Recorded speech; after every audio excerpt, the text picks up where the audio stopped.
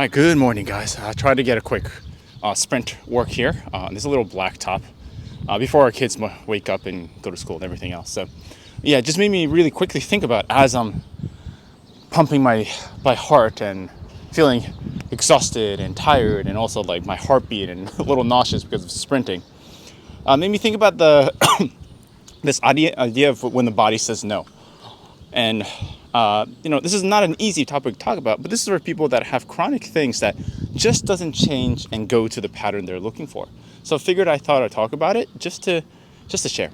So I'll see you there. All right. So good morning. Did a couple sprints and wanted to talk about the concept in this book that says the title is "When the Body Says No." And I'll put a little picture right here. Now, this is a bit of a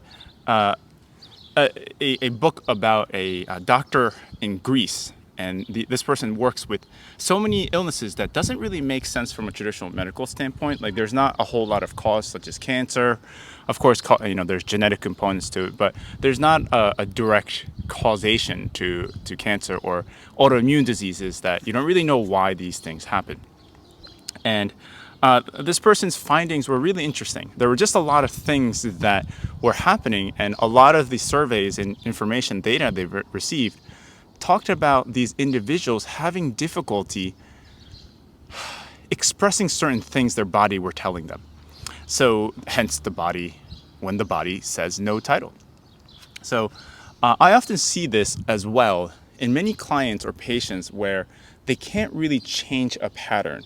And it's not that because they're not motivated or not talented or not skilled in what they do, but for whatever reason, their body is continuously bringing out a message to either say, hey, listen to me, I'm saying no to something, but they override it. Not them per se, but probably a belief system or something that they did from their past, from a teacher or a parent, and they keep pushing, neglecting that feeling of it.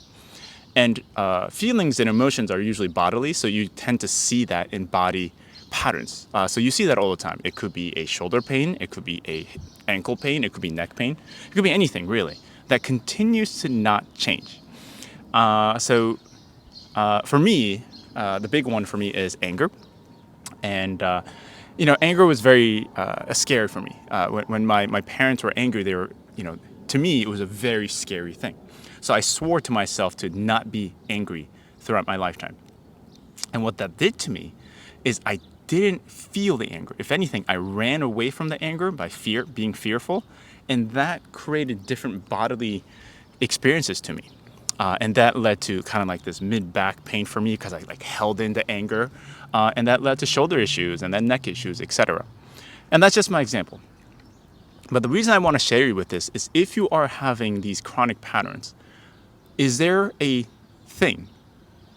Is there something in your body that's saying no or telling you something, but for whatever reason, your belief system or whatever you held when you're younger or in the past, keep kind of fighting against that? So when the body says no, the body doesn't lie, and our conscious minds are a slave to our unconscious processes.